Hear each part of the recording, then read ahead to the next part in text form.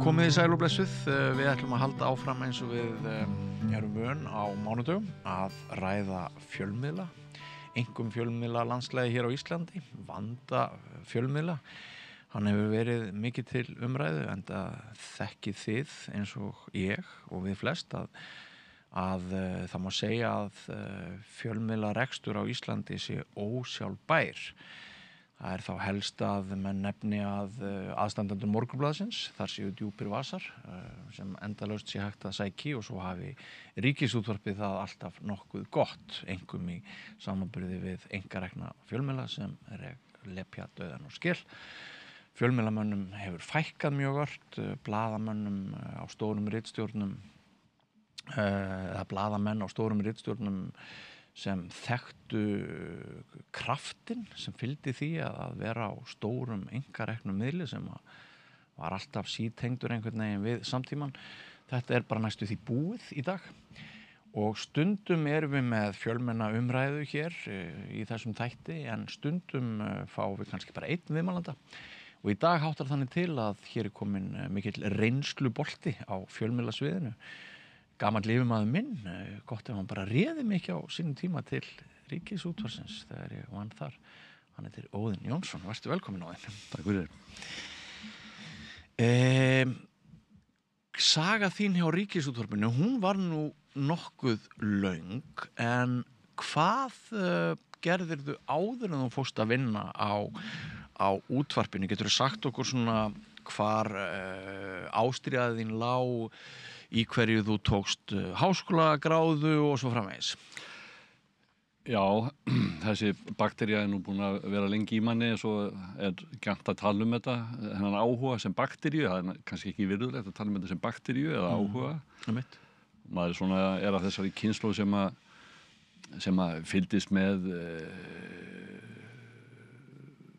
afhjúpunum Vestanhafs Watergate-málinu og svo kemur Vilmundur Gylfason inn með sína blaðamennsku og breytti öllu og síðdegisblöðin urðu ágengari og þó maður væri nánast sveitapiltur, akureyringur, þá fylgdist maður með þessu eins og maður gat og með mikla svona fjölmiðladellu alla tíð og var í skólablöðunum með góðum félögum mínum og í menntaskóla, þannig að þetta byrja strax þarna og svo háttaði þannig til að þegar ég var í menntaskóla held í 5. bekk eins og ég hét á menntaskólanum Akureyri síðasta bekknum að þá held ég munið það rétt að þá var í fyrsta skipti þar í þeim góða skóla boðið upp á svona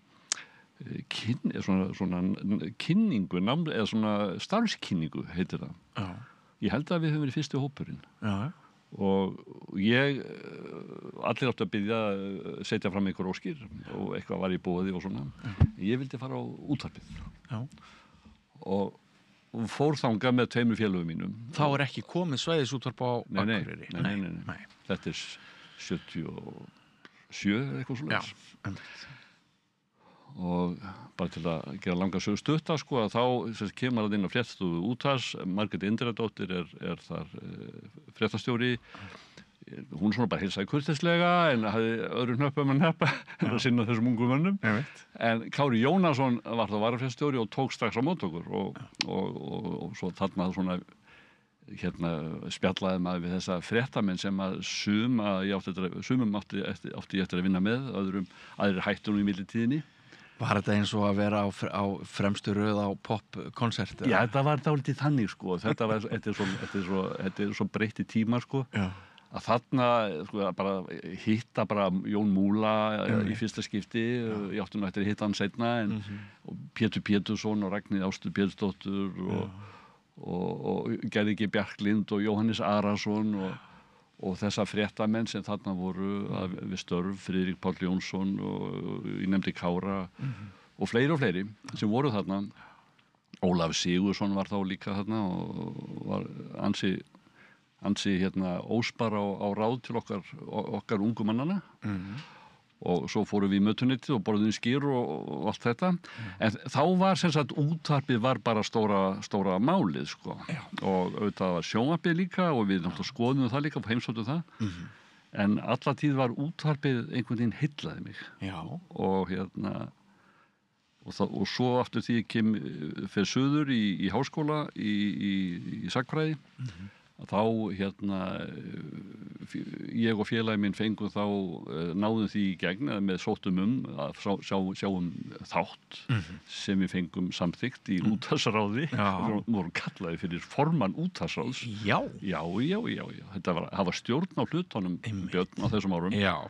Það var Vilhjálmur frá Brekku tók á mót okkur og hvað ætlið þið nú að gera piltar og hvernig verður þetta og svona. Var hann formaður útvarpsráðs? Já, við sögðum hann frá þessu og svo vorum við með þátt, vikulegan þátt. Og ég man þetta nú þannig sko að maður fekk nægilega vel greitt fyrir hann þátt að þetta var bara á við góða sumarvinnu. Já.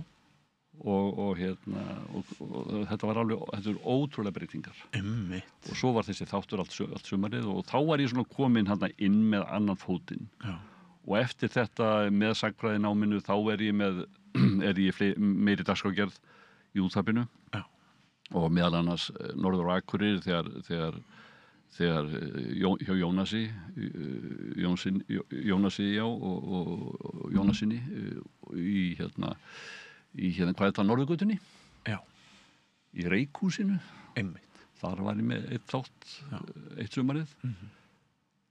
Og svo sækjum á fréttastofunni seinna og það er 86 sem sækjum það og 87 bara þá áramótin þá byrjaði ég á fréttastofunni.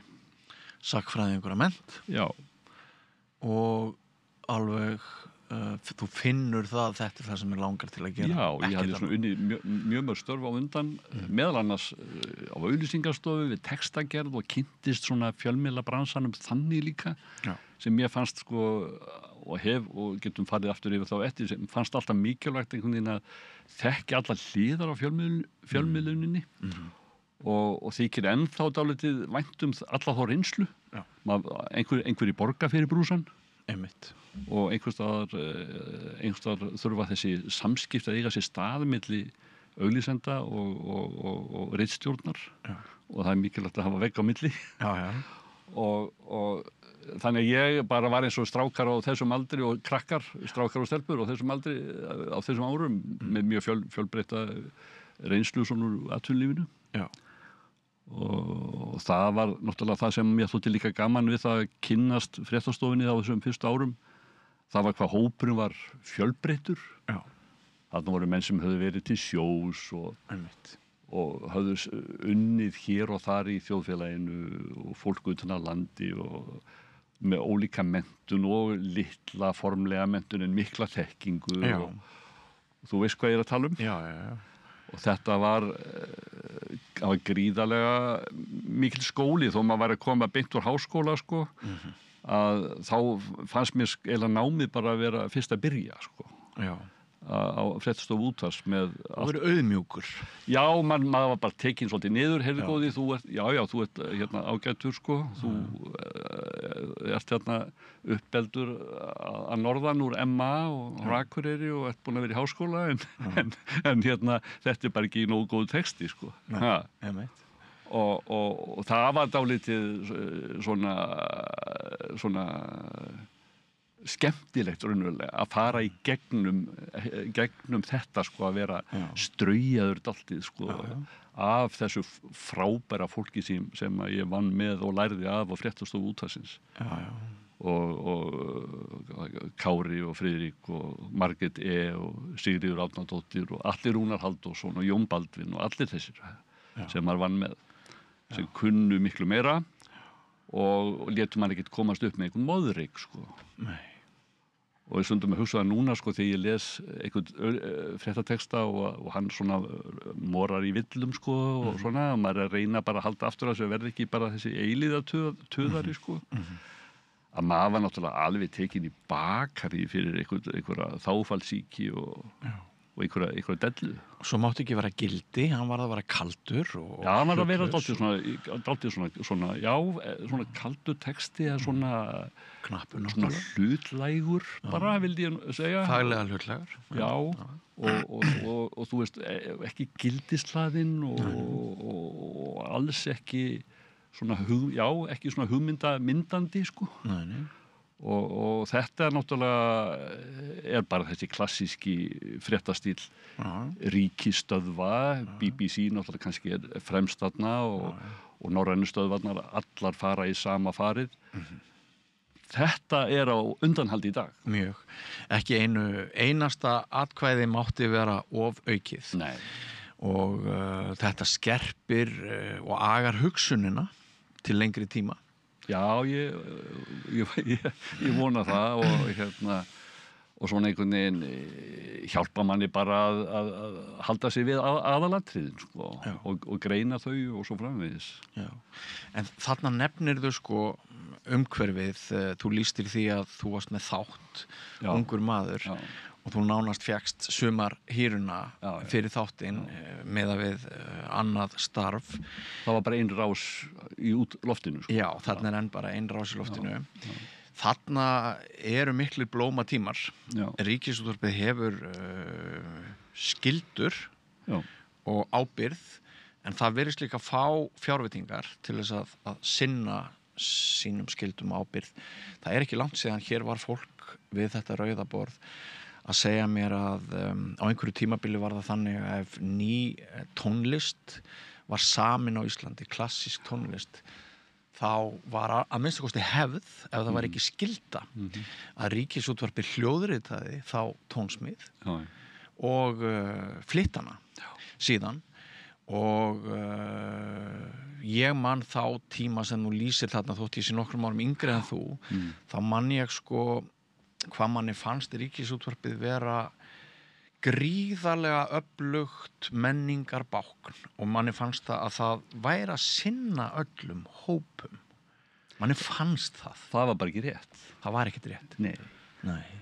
Og það hefur aldrei verið rétt. Það hefur aldrei verið rétt. Nei.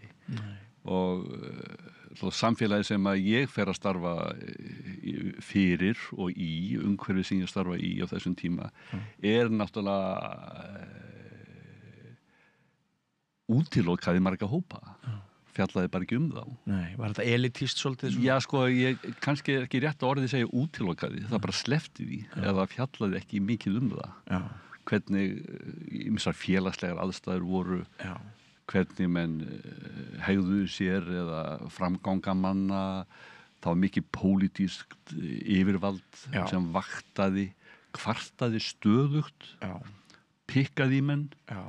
Þannig að ég ekki bara, og hef aldrei gert, ég hef aldrei málað bara rósu eða mynda fortíðin og þetta hef allt verið gúti, sko, allt verið í góðu lagi.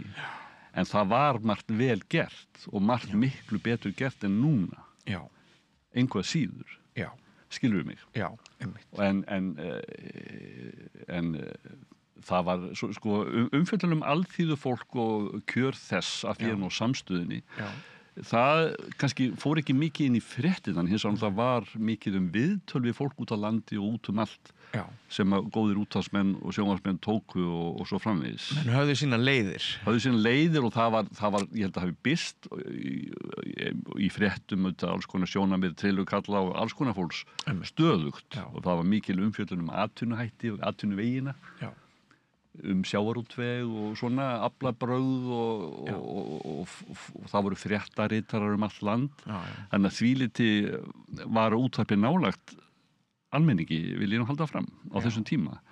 En það fór ekki svona í bakherbyggin mikið. Nei. Hvað þá undir sæng eða eitthvað, eða það var ekkert að afhjúpa mikið, sko. En það var til dæmis þegar biskupsmáli kemur upp.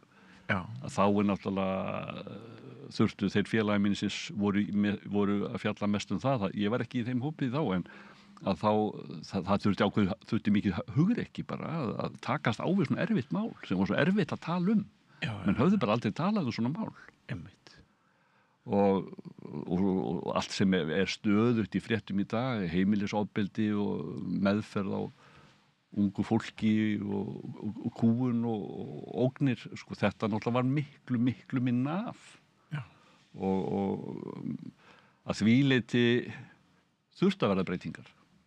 Máttu alveg verða breytingar. En hins vegar kannski svona mörg prinsip sem að við lærðum í þessi gömlu sko, að þau kannski ættu ekki öll að víkja sko. Nei, það að vanda sig og hafa það sem sannar að reynist og svo framvegis og fara sér aðeins hægt og gæta því að reyna að særa fólk ekki að óþörfu sko. Menn hafa svolítið sumpart aðrar skyldur þegar vinna hjá almannaútvarpinu en öðrum fjölmiðlum. Já, en í millitíðin hefur orðið til sko þessi samfélagsmiðla þróun og með allt annarri tegund af fjölmiðlun sem gengur út á að sækja mikla umferð og þá freistast menn náttúrulega til þess að stilla út í gluggana eitthvað sem vekur athygli. Ríkisútvarpið hefur náttúrulega fetað þá slóð eins og já, en ætti að gera það síður og það, maður hefur náttúrulega lifað alls konar tíma í þessu, ég var fréttastjóri í Hruninu og það voru ekki skemmtilegi tímar. Nei. Og við vorum stöðugt undir harðri gagnrýni fyrir að ganga á langt of nærri mönnum sem áttu peninga og höfðu farið með peninga og það var verið að krefja svara og svo hinvængin fórum við ekki nógu langt, fannst þeim sem höfðu mist allt og voru alveg brjálaðir út á götunum og þið eru aumingjar og akkur bara takið á ekki og hengið á. Þú veist, þetta voru, þannig að það þarf að vanda sig við svona aðstæður og þú getur ekki látið almenningsálitið bara sveifla þér alveg eins og pendúl sko. Nei.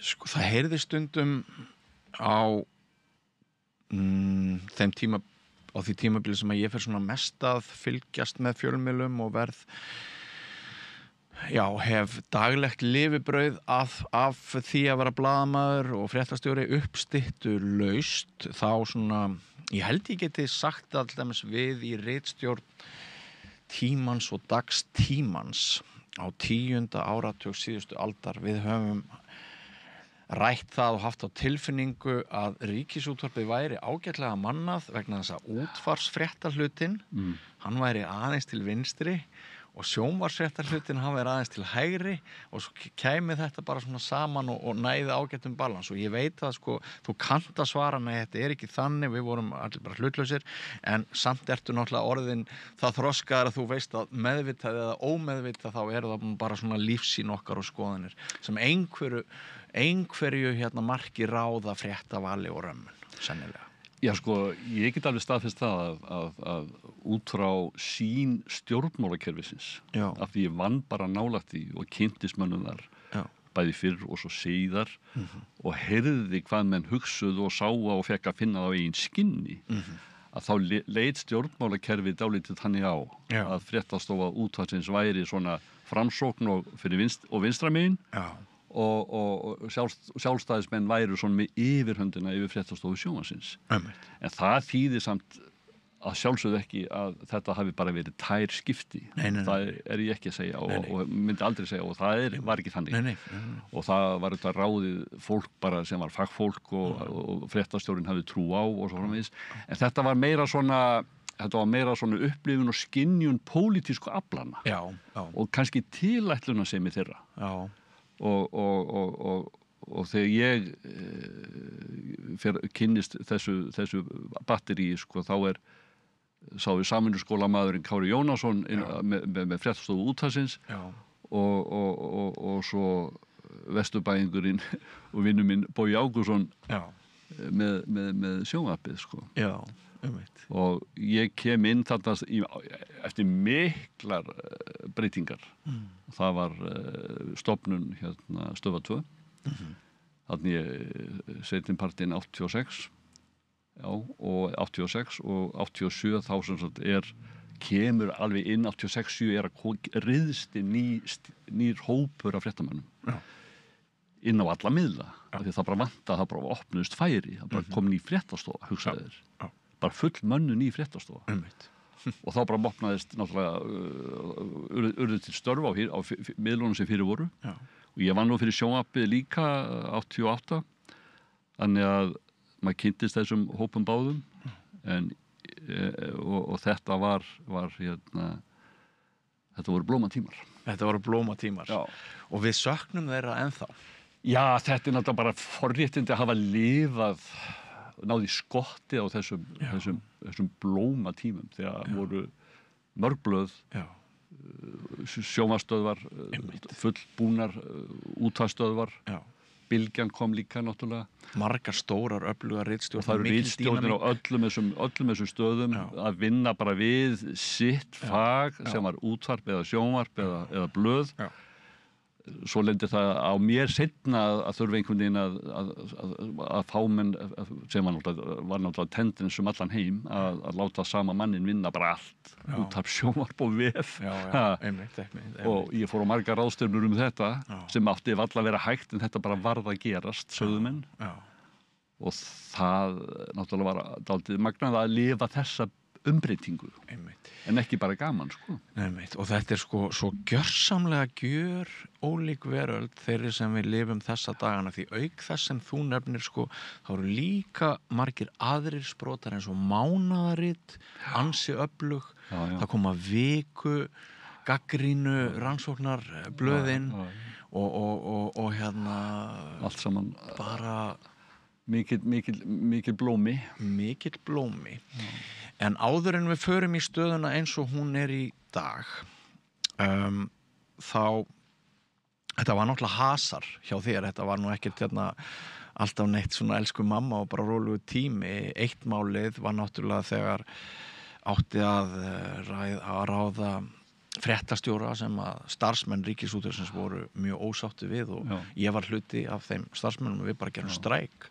Við bara svona nei takk. Fyrir 20 árum? Já, fyrir 20 árum. Er það 20 ára síðan? Vá, hvað tíminn líður hratt. Upp úr því varst þú síðan ráðinn sem fréttastjóri. Er eitthvað svona í retrospektinu fyrir ekki að ég sletti, er eitthvað í endurlitinu þegar við horfum aftur, var þetta, voru við algjöru viðbjóður, þessir fréttamenn Ríkisútvarpsins að bregða svona við eins og við gerðum? Nei, voru það ekki. Nei. Og ég hef auðvitað séð viðleitni til þess að endurskrifa þessa sögu. Einmitt, þess vegna spyr ég. Og ég ekki sammála þeirri endurskrift. Nei.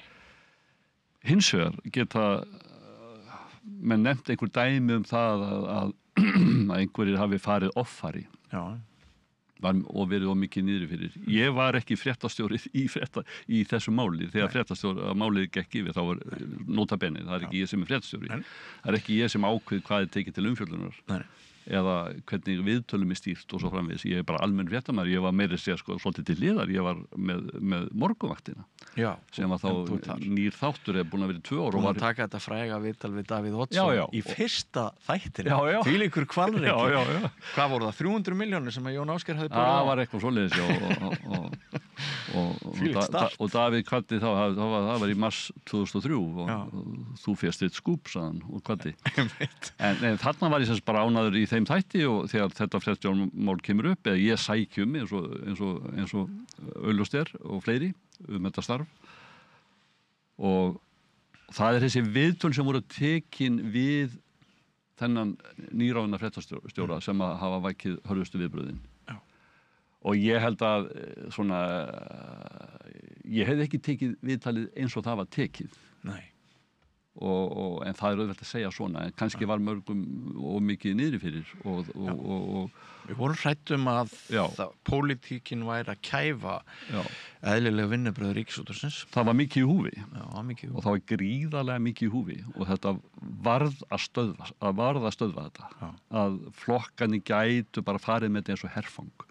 Að óreyndur maður væri ráðinn fram yfir þarna marga þrautrenda menn sem var alveg vakt að velja á milli, sko. Og Friðrik Páll Jónsson var þarna starfandi fréttastjóri. Einmitt. Og augljóslega virtist að hann ekki koma til greina. Nei. Og þá voru það þá einhverjir aðrir sem kom til hugsanlega til greina og uppfylltu alla kröfur og fengu. Við vorum sett í próf og þetta var alveg þrautkannað. Og Auðun Georg hafði lent mjög neðarlega í mati. Á sem sagt gæðum umsækjenda eða hæfni fyrir ekki hæfni umsækjenda. En hann hins vegar bara hafði fullan rétt á að sækja þess að vinna. Það var ekki honum að kenna að þau vildi ráða hann. Og ef honum var lofað einhverju, þá það ekki okkar að segja til það, sko. Nei. En hann ráðinn og hann stóðst ekki pressuna. Nei. En það bara upp á hann stóðst ekki þessa pressu, þetta mikil pressa að vera fréttastjóri. Og hvað þá í óþökk einhverja ráðandi afla eða sem voru starfsmenn að þessu litið, voru með auðvitað mikil andstæða þar. En starfsmenn eru ekki ráðandi afl, það eru ráðandi öflin sem eru stjórnmálin, sem studdu hann fékk stuðning í útvarpsráði og orð sem fjallu þá ráðningu meðal annars frá mér og fleirum sem voru bara umsækjendur, fóru fyrir brjóstið á mörgum. En ég stend við allt sem ég sagði þá. Formann útvarpsráðs og hvernig að þessu var staðið. Og svo... Rifjaðu upp fyrir mér, hver var formaður útvarpsráðs? Gunnlaugur Sævar. Já. Og svo var náttúrulega Markus Örn undir mikilli pressu þarna, hvað ætti að gera. Og morguninn þá hringir hann í mig og segist alltaf bjóða mér þetta starf eftir að Auðunni gengin frá borði. Og ég náttúrulega var ansið hissa en þekktist búið og þá var ekki aftur litið. Nei. Fékkst nokkur góð ár ásakaðu og svo kemur einmitt hrunið sem þú talaðir áðan og þá kemur við vorum sérst bara kortir í hrun þá hafði ég fengið það verkefni að sameina fréttastofuna. Já, akkurat. Og það hafði fengið nokkra mánaða svona leynilegan undirbúning. Ég hafði nú verið, nokkur árum áður hafði ég kynnst nokkuð vel sameinuðum fréttastofum eins og Írar ráku alla tíð eina fréttastofu, útvarps og sjónvarps. Þannig að ég fór og kynnti með það, ég vissi nokkurn veginn hvernig þetta var. Og við fengum hann að sömarið. Fyrirgeðu gríp fram í fyrir þér. Var það fagleg ákvörðun eða hagræðingarleg? Það var bæði. Bæði? Peningamaskinan í RÚV auðvitað sagði þetta of dýrt að vera með tvær fréttastofur. En jafnframt var þetta dálítið þróunin og það hafði verið starfrækt fréttasvið sem Bogi Ágústsson var yfir en ekki tekist að sameina fréttastofunar. Þær voru lituð áfram á sig sem sjálfstæðar einingar. Já. Og jafnvel samkeppni þar á milli. Já, Páll Magnússon ráðinn og telur það ekki bærilegt að hafa þetta svona. Það verður bara stíga skrifið til fulls, þetta verður bara að vera einn fréttastofa. Það Páll sem að boðar þessa breytingu. En skilyrði var það að það ætti ekki mikið að breytast. Það ætti ekki að segja neinum upp og það ætti áfram að starfa útvarpsfréttamenn og sjónvarpsfréttamenn og þetta ætti alltaf ganga mjúklega fyrir sig. Já. Miskust í fyrsta kastið alveg meðan þangað til að menn væru svona búin að fóta sig á breyttum aðstæðum en svo bara kemur hrunið bara örfáum dögum seinna. Þá bara Lehman banki og svo bara allt í vitleysu, Glitnir og þetta var alveg hræðilegt og bara fljótlega sá við fram á mikið niðurskurð og sama tíma voru við að sameina okkar krafta og byggja upp nýja fréttastofu og gekk bærilega en ekki sársaukalaust. Nei, hvað leiði langur tími þangað til þú þurftir að bregða uppsagnar og niðurskurðar hnífnum á loft? Ég man það ekki alveg upp á mánuði, ég myndi segja kannski 3 mánuðir eitthvað svoleiðis. Ég held að það hafi byrjað bara, þetta var í september og svo hafi verið í desember minni mig fyrstu uppsagnir og svo bara áfram Það væntanlega verið svona aukalegur sársauki fyrir þig til dæmis að þarna urðu mikla breytingar á svæðisstöðunum og ekki síst á Akureyri og þarna neyðist þú til þess að segja upp bara vinnu þínum til langs tíma, ekki satt? Jú. En það náttúrulega útvarpsstjóri á hverjum tíma sem að ræður og rekur formlega og sérstaklega þegar mér er brottrestur þá er það ákvörðun útvarpsstjóra en það lendir á mér sem fagmanni og næsta yfirmanni þessa fólks að bera því tíðindin. Þetta verið erfiður tími? Þetta var alveg gríðarlega þungur og erfiður tími. Þó að ég vil ekki leggjast í einhverju sjálfsvorkun vegna áfalla sem aðrir urðu fyrir að þá var þetta mjög erfitt og þetta náttúrulega var bara þungbar tími og eins og þú segir að þurfa að velja á milli fólks allt saman vini mínir, félagar, fólk sem ég hafði unnið lengi með margt af því og svo framvegis. En maður reyndi að vera heiðarlegur við sjálfan sig, búið til einhverja reglur, fylgja starfsreynslu og einhverju slíku, sko. Það er líka annað sem að margir kannski hópi... Og verja meginhagsmunina sem var vaktin, þú nefnir svæðisstöðunar. Sko, menn áttu ekki auðvelt með að skilja það á svæðisstöðunum að, sko, það er ekki hægt að segja upp bara línulega hægt og bítandi á fréttavakt. Þá getur hún ekki verið fréttavakt. Það þarf ákveðin mannskap til að fréttavakt gangi upp. Og það var komið alveg inn að beini þar. Svo er ein vídd í þessu sem að kannski áhorfendur og hlustendur, sko, sem ekki hafa starfað við fjölmiðlun átta sig ekki á að það verða til svo miklar tilfinningar í þessu. Þetta ber fólk svo mikið saman á samhentir ritstjórn. Stressið, hraðinn, álagið, að það verða til oft mjög svona fallegar og góðar tilfinningar manna á meðal. Þannig að, sko, að ritstjórn getur upplifað mikið svona systkina brag og það er ekki til að einfalda svona mál, sko. Nei, og sá sem segir upp, hann getur aldrei veitt allar upplýsingar. Nei. Vegna þess að fjöldauppsögn er bara fjöldauppsögn. Hún er skýrð bara af fjármálalegum ástæðum. Og þú mátt ekki fara í einhvern smáatriði af hverju þessi eða hinn er valinn, skilurðu. Nei. En auðvitað eru einhverjar ástæður á bakvið. Það eru rannsóknir á bakvið það. Það eru athuganir sem byggjast á einhverju sem einhver hefur sagt eða einhver reynsla sem hefur verið miðlað til viðkomandi sem þú mátt ekkert vera að vísa í af því það eru persónlegar og leynilegar upplýsingar, getur við sagt.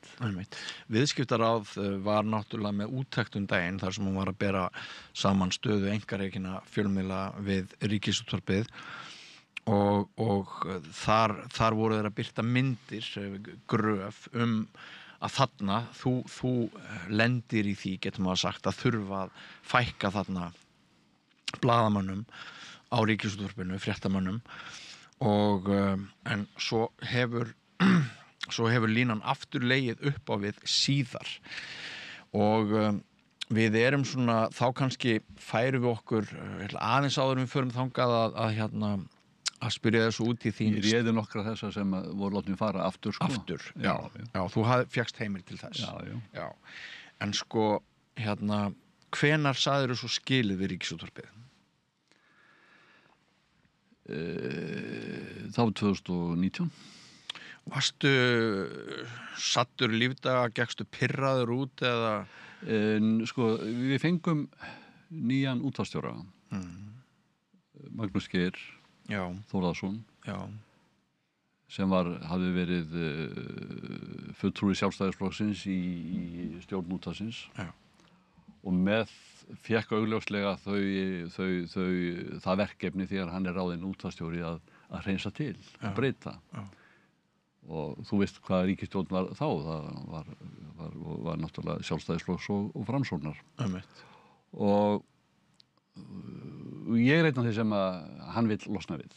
En svona með vissum harmkvælum, hann vill bjóða mér eitthvað annað og svo framvegis. Og einhverja yfirmannsstöðu, en ég taldi er einhvern veginn þannig gerður, sko, að hans góðu boð, sko, mér bara kunni ekki að meta þau og mér fannst einhvern veginn eftir allt sem hafði ágengið og ég hafði þurft að segja upp fullt af fólki, sko, að mér fannst ekki rétt að ég færi að bæði hvorki að gera mjög miklu fórnarlambið þar að taka einhverja aðra yfirmannsstöðu og einhvern veginn feita út þannig svona í einhverju establishmenti þarna. Og þáði freka boðum að fara aftur í útvarpið og fara í endurvekja morgunvaktina sem ég gerði og var þar í næstu árin og hvað í 5 ár og þangað til að mér fannst orðið gott, sko, og hætti og vildi bara gera eitthvað annað, vildi fara í eitthvað annað. Ég nú ekki með mikið pólitískt net og margir kannski myndi að halda annað eða Ég verð að nefna það, sko, hægri öflin voru stundum eitthvað að reyna að spyrða það við Samfylkinguna sem var algjört kjaftæði, var það ekki? Jú, ég náttúrulega bara svona krati, old school krati, sko. En ég ekki í samfélkingunni eða neinstað bundin. Nei. Ég hins vegar hafi verið með Vilmundi Gylfasyni í bandalagi Jafnaðarmanna á sín tíma. Já. Og þar á undan starfaði sem ungur alþýðuflokksmaður, þannig að liturinn var komin til eilíðar, sko. Það má álykta að það hafi nætt meira þig en ef þú hefði verið meira til hægri. Algjörlega klárt. Já, það er klárt. Það er bara klárt. Sko, og ég fekk að heyra þetta oft frá málsmyndandi mönnum, sko, þau bara alltaf flettu manni upp, sko. Einmitt. Og það fællin hérna í Valhöll, sko, bara með þetta, sko. Já. Og maður er oft myndur á þetta, bara 18 ára hafa gert eitthvað eða 20 hafa gert eitthvað, þú ert bara, það er bara litið nánast eins og bara, maður sé bara stimplaður forever, sko. Já. Og ég er ekkert að reyna að flýja lífskoðanir mínar. Ég er einhvers konar jafnaðarmaður, frjálslyndur jafnaðarmaður. Sem ég held að sé fínasti grunnur fyrir blað og fréttamann. Já, ekki verið. En ég réði fólk úr öllum skoðanahópum samfélagsins. Já. Og hérna, læt það ekki ráða minni för. Nei. Og hérna, en þarna var verið að hefna einhverja harma. Já. Vil ég segja, ég kannski segja þá sögu einhvern síðar. Já. Og hérna, eftir hrunið og meðferðin á því öllu saman. Já. Og að ykkar fréttaflutningur hafi stygt of ákveðin öfl. Já, var bara þannig. En sko, hins vegar, í staðinn fyrir að setja sér það, sko, vera næstu 3-4 árin að berjast að halda þessari stöðu og sem ég hefði getað kannski gert, sko. Já. Sótt bara hana. Já. Hún var auglýst, sko. Já. Og þá gerði ég hvorki sjálfum minni öðrum það. Nei. Og einfaldaði bara eftirleikin fyrir minn eftirmann. Það sýti ekki uppi með mig eða þessa sögu. Já. Og ákveða stíga til hliðar. En ég var ekkert sáttur. Nei, ég var ekki sáttur. Og þetta var ekki, manni fannst þetta ekki réttlætt, það er ekki tilneitt, af því að þú ert nú skáld, sko, það er ekki tilneitt póetískt réttlæti þegar það kemur að þessu, sko. Nei. Og þetta er stóra ástin í lífiðinu, Ríkisútvarpið. Já, og ég vildi ekki skaða það meira en sko þörfar á. Nei. Þetta var eins og þú segir stóra ástin þannig við hliðin á raunverulegum ástum mínum að þá er þetta svona atvinnulega mikil, áttið gríðarlega stóran hlut í mér. Og áeiginlega enn, sko. Já. Og þetta var bara svona, svolítið rifi úr manni hjartað, sko. Já. En það var svona vand með farið, sko, að láta það ekki einhvern veginn svona yfirskikja lífið, sko. Nei. Veist hvað ég menna? Já, ég veit hvað. Og svo bara einhvern veginn höfðu margir bara haft það skítt og maður hafði þurft að taka erfiðar ákvarðanir sem komu illa við marga og þá var mér engin vorkunn, bara alls engin. En þannig að ég fór niður á jörðina, niður í kjallara bústaðlega, sem var þátturinn, var sendur út þaðan og hafði gaman af í 5 ár og þá hitti ég allt þetta fólk bara í beinu samtali, sko. Davíð Oddsson, Bjarna Ben og alla þessa sem komu bara til mín á morgnana, sko, og ég tók myndir af þessu fólki og sett inn á netið og var þá veffréttamaður sem ég svona hafa aðeins dofnað yfir þarna en mér fannst það gaman og nú nýtti þess að vera veffréttamaður aftur. Já, einmitt. Á FF7. Akkurat, við skulum bara afgreiða það áður en við tökum hérna loka nikkin í þessu spjalli sem er staða fjölmiðlunar í dag. Hérna, hvað ertu að gera sér? Já, félagi minn Kristján Sigurjónsson sem rak vefmiðlinn turisti.is sem er miðill sem sinnti ferðaþjónustu, ferðamálum, flugi og öðru slíku. Já. Hann hreinlega bauð mér. Ég var starfandi ráðgjafi á þessum tíma, stuttan tíma, reyndar var eiginlega COVID allan tíman, þannig að það var svolítið skrýðin tími á Aton. Já. Og vann þar meðal annars fyrir Ísafja og hérna dálítið og að uppbyggingarverkefnum á Keflavíkurflugvelli með breskum ráðgjöfum þar og mínu samstarfsfólki á Aton góðu og hann sem sagt hringir í mig og býður mér að spyr hvort að ég væri til í þetta. Já. Og svona byrja svona fyrir aðeins að tala utan að því og ég hugsaði mig stuttum og sá fyrir mér, heyrðu, þetta væri bara sniðugt. Að fara bara aftur, bara fyrirgefðu Kristján, sko bara aftur á skólablaðið, sko bara mjög á jörðina með honum einum og svo færum við bara að skrifa eins og brjálæðingar hennar litla miðil sem við gerum. Við breyttum síðan fyrir rúma ári nafninu í FF7, frásagnir og fréttir alla daga og það svona nútímalegt til þess að hafa bara svona gott veffang. Er þetta áskriftar? Þetta áskriftarmiðill og við höfum svona víkkað, við höfum fjallað meira almennt viðskipti, alþjóðamál, umhverfismál og því að ferðaþjónustan ein og sér, það bara ekki hægt að fjalla hana lengi ein og sér. Hún snertir alla fleti samfélagsins, náttúrunnar, umhverfisins. Þannig við erum að stækka þetta og þetta hreinn og tær áskriftarmiðill, það 2/3 af tekjunum eru áskriftir, 1/3 eru auglýsingar, það ekki meira. Og við höfum vaxið mjög hratt á þessum árum en þetta auðvitað ennþá mjög lítill á þessu rúma ári, mjög lítill miðill auðvitað en með sitt sérsvið og sýnist þér þetta gangi? Það voru mjög gaman. Sýnist þér þetta rekstrarmódel gangi vegna þess að ef það gengur þá gefur það okkur hinum kannski ákveðna vonum fleira. Já, sko, þetta kannski síðasti kaflinn í því sem við ætlum að ræða, sko. Að sko reynsla af þessu sýni mér hvort sem að FF7 lifir eða ekki eða hver framtíðin verður þar, þetta eru oflitli peningar, við þyrftum að stækka af því við þurfum að vera fleiri og það er gott að geta að fara í frí til dæmis til þá leysir einhver mann af og svona og sérstaklega á þetta við Kristján vin minn sem búin að slíta sér út á þessu mjög lengi og bara alltaf einn og sér og vonandi hef ég eitthvað að geta hjálpað honum en þetta allt og þröngt. En það dálítið stór stökk að fara upp í að geta ráðið 3. og 4. mann þegar við til dæmis færið enga ríkistyrki, sko. Þið fáið ekki ríkistyrk? Við fáum ekki ríkistyrk vegna þess að við erum bara 2. Það þurfa að vera 3 sem alveg einhver furðuregla og það sama regla og sko í Skandinavíu víðast. Já, þar sem eru aðeins fleiri íbúar. Að búa aðeins fleiri. En hér bara var þetta einhvern þýtt eða eitthvað og þetta mjög kjánalega regla.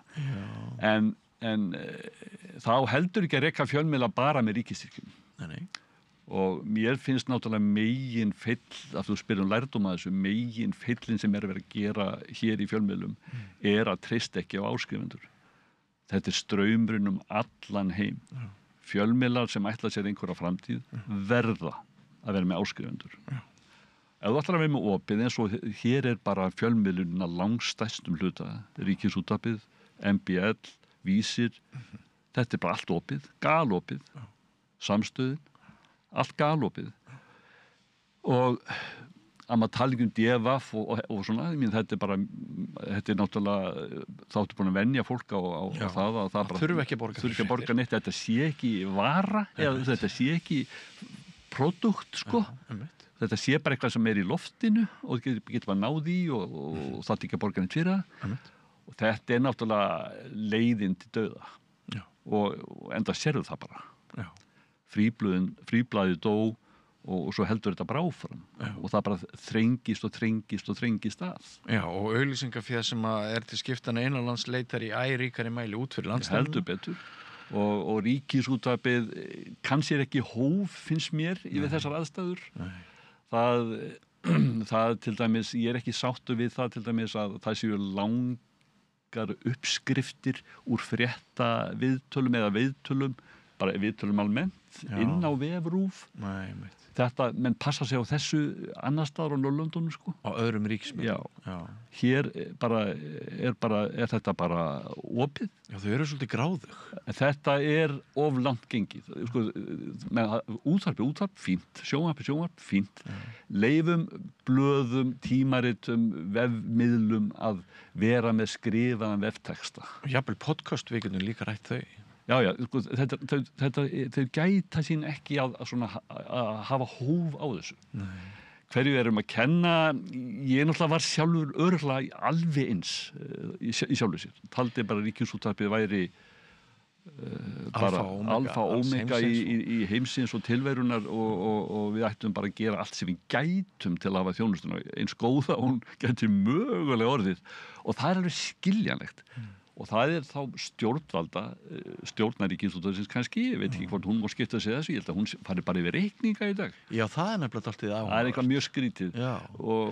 Við bölvuðum útvarpsráðið á sínum tíma, en kannski var nú eitthvað gott við það, en núna þetta eins og allt í einhverju limbói bara. Já, það allavega, sko, hún mátti nú hætta svona leiðilegri afskiptasemi, eða það mátti hætta leiðilegri afskiptasemi útvarpsráð, en það vantar svona kannski að það sé svona einhver svona, stjórn eða ráð eða eitthvað sem ræðir svolítið dagskrárstefnuna og hlutverkið. Hvað minn eiga að gera og svo framvegis. Og það vantar mikið upp á það. Mér finnst líka áhugavert að sko útvarpsstjóri sem nýbúið að ráða aftur til 5 ára, hann fór í eitthvað viðtal og lýsti þar áhuga sínum á að fara í pólitík og gerast þingmaður Sjálfstæðisflokksins og hættir svo við það og vill fá að vera aftur í 5 ár og útvarpsráð með einu atkvæði þá fannst það í lagi. Mér finnst ekkert endilega eðlileg ákvörðun. Nei, mér finnst þetta ekki gott. Nei. Og ég held að útvarpið hefði bara gott af því að þessar stöður væri bara auglýstar með eðlilegum hætti eftir 5 ár. Sérstaklega af því að þetta mjög umdelt tímabil núna baki. Já, þá getur hann bara sótt með annara og ef hann bestur af þeim sem að sækja þá væri hann bara endur ráðinn og það allt í lagi. En þetta eitthvað svona furðuverk og fjölmiðl á ekki að búa við þetta að svona sé einhver embættismannaregla menn geti bara haldið áfram. Nei. En ég ekkert að leggja mat á hann sjálfan, ég bara segja að reglan ekki góð. Akkurat. En sko þessi stjórnunarvandi innan RÚV hefur svo sem verið mikið til umræðu meðal annars í þessum þáttum hér við þetta rauða borð. Mjög margir viðmælendur mínir hafa nefnt það sem að stjórnunarvandi á RÚV. Þeim finnst það. Viðmælendur mínum í þessum þáttum, þeim hefur oft orðið tíðrætt stjórnunarvanda. Mannaráðningar, fréttamanna og svoleiðis að það sé ekki verið að staffa sem skildi og það séu svona. Ég hef sjálfur kallað Ríkisútvarpið svolítið klúbb í seinni tíð. Mér finnst þetta að vera orðið aðeins og kósí sko. Miðað við þessa 10 milljarða sem Ríkisútvarpið fær og miðað við þá hófsemi og svona Ríkisútvarpið þarf að vera sómakært, það þarf að einmitt að virða erfiðar aðstæður annarra starfsmanna sem eru blóðir frá móti kvölds fyrir lítið fé á einkamiðlunum sem að rísósa þeirra eru allir að svona verða að engu. Mér finnst, ég er ekki hrifinn af rekstri Ríkisútvarpsins núna og flestir viðmælenda minna því miður við þetta borð hafa lýsum skoðun síðan áramót. Þú fær mér nú ekki langt út í þetta fen sko, gamall Ríkisútvarpsmaður og sjálfur gamall yfirmaður, þannig að það er ekki við hæfi held ég að ég sé að segja mikið þetta eða leggja dóma á störf eða hæfni eftirmanna minna eða gamalla félaga sko. Nema bara ég get sagt að mér finnst umfang Ríkisútvarpsins er eðlilegt að mörguleyti af því við þurfum grundvallar þjónustu. Við þurfum heila fréttavakt.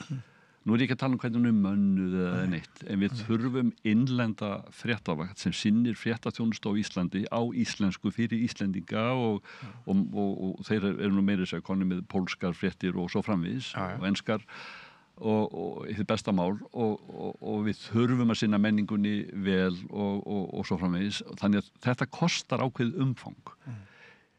En það er ekki eyland, Ríkisútvarpið er ekki eyland. En það mætti sína kannski meiri tillitssemi, já eins og ég nefndi áðan, að gerast ekki vefmiðill líka. Það er ekkert klárt það í lögum Ríkisútvarpsins að það eigi að vera vefmiðill. Það má reka vefþjónustu, en það er lítið skilgreint. Öll orkan eða allt blekið í lögunum fer í að skýra hlutverk þess sem ljósvaka miðl. Það er augljóst að hálfu löggjafans að þar er aðal áherslan. En það er í vaxandi mæli að færast yfir í það eldastraum tímans að gerast bara vefmiðill. Af því að hvað? Jú, af því að færri horfa í línulegri dagskrá eða hlusta í línulegu útvarpi og ná í þetta á netið. Og þetta er ákveðin tilvistarvandi sem ég fyrir skömmað að ríkisvaldið, eigandinn fyrir okkar hönd almennings hafi ekki farið betur yfir. Ég ekki einn af þeim sem segja að það að leggja niður Ríkisútvarpið eða svipta það öllum tekjupóstum og þá bara fari peningarnir allir í einhverja aðra góða staði innanlands. Ekki. Það ekki þannig. Ef að Ríkisútvarpið færi ekki að auglýsa, eða auglýsingar verða teknar út úr Ríkisútvarpinu, þá fer ekki það auglýsingafé í sko heimildina og samstöðina. Sko. En kannski samt einhver hluti. Einhver lítið hluti og það getur vel verða með eitthvað takmarka þetta. Ég sjálfur ekkert að útiloka þá hugmynd. En ég bara vara við því að það sé einhvern svona skyndilausn. En auðvitað eru auglýsingar til ama í stóri hluta af dagskrá Ríkisútvarpsins. Allt og mikið af auglýsingum í sjónvarpi og svo framvegis. Kynningar endalausar á eigin dagskrá. Hefur reynt að horfa á línulega dagskrá í sjónvarpi. Þetta alveg rosalegt. Já, og ég man eftir einu svona mjög trublandi atriði þegar við vorum nú að tapa einhverjum handboltaleik illu heilli á síðasta stórmóti. Og maður beið eftir í hvað þetta var leikurinn sem að allt var undir og maður beið sko með öndina í hálsinum að heyra hvort sérfræðingarnir í settinu myndu blása manni nýrri von í brjóst að í seinni hálfleik þá myndu við hérna ná að snúa þessu við en það var bara eiginlega ekkert pláss fyrir talað orð í hálfleik því auglýsingarnar voru svo gegndarlausar. Þarna verða Íslendingar brjálaðir yfir eigin almannaútvarpi, yfir eigin ríkisútvarpi. Mér þótti alla tíma að ég var yfirmaður á Ríkisútvarpinu, markaðsdeildin, auglýsingadeildin vera of ráðandi, vera of stýrandi og þeir hagsmuni vera of einhvern veginn hafðir í forgangi. Já, ekki hefur það nú skánað síðan. Nei, og þetta fannst, ég náttúrulega var ritstjóri í dagskrárhlutanum og þeir náttúrulega eiga að pirra sig á þessum hlutum og þarna múr á milli og maður hafði ekkert þetta að segja, maður mátti ekki hafa neitt þetta að segja og vil ekki hafa neitt þetta að segja, en maður getur sagt það eftir á auðvitað fannst manni þetta að vera of svona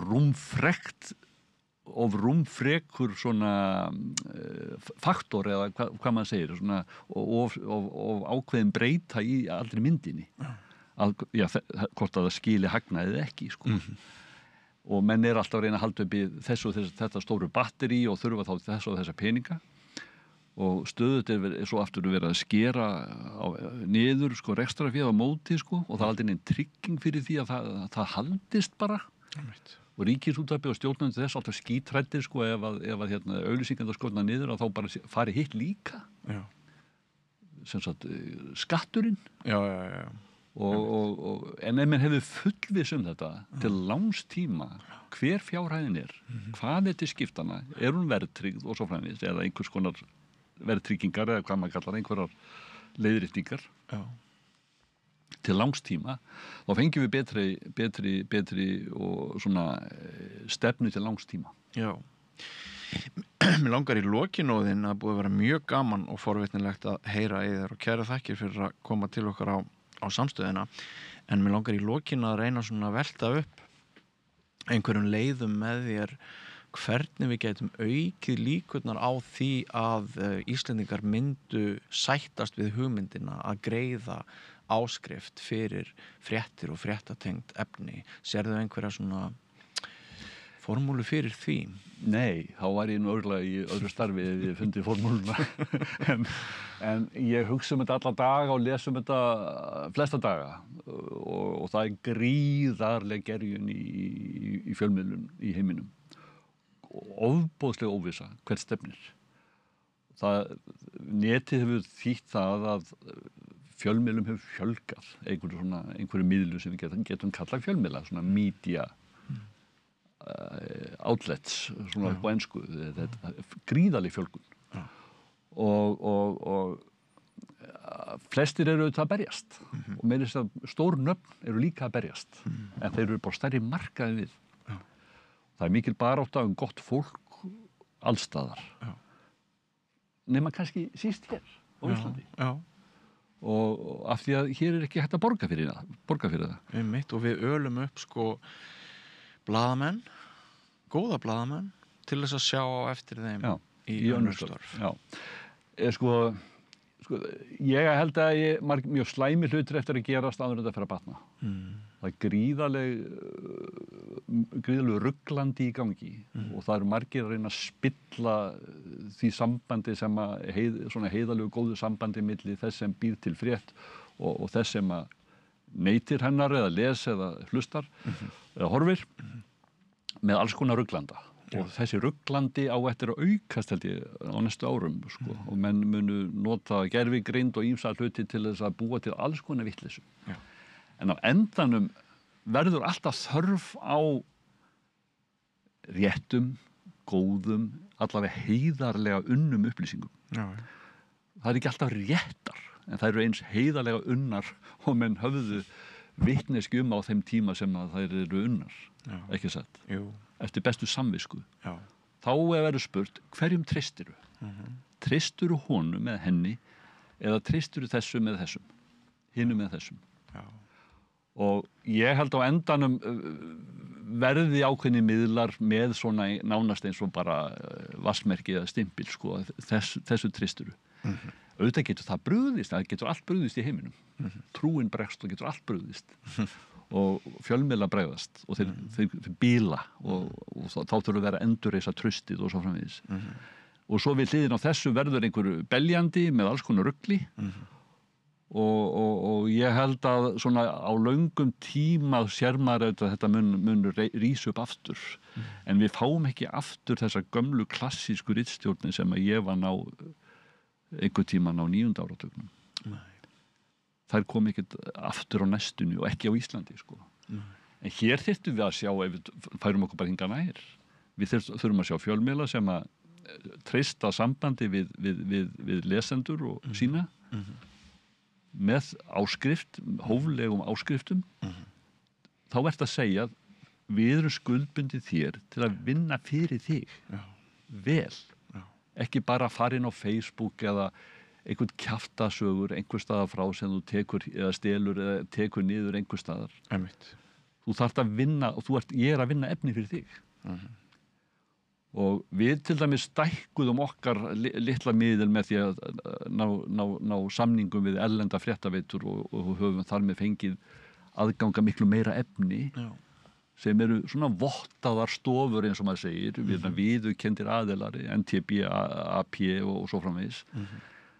Og þá náttúrulega opnast ákveðin gátt og þú getur haldið áfram að miðla þessu á íslensku til Íslendinga. Og það er náttúrulega gríðarlegt áhyggjuefni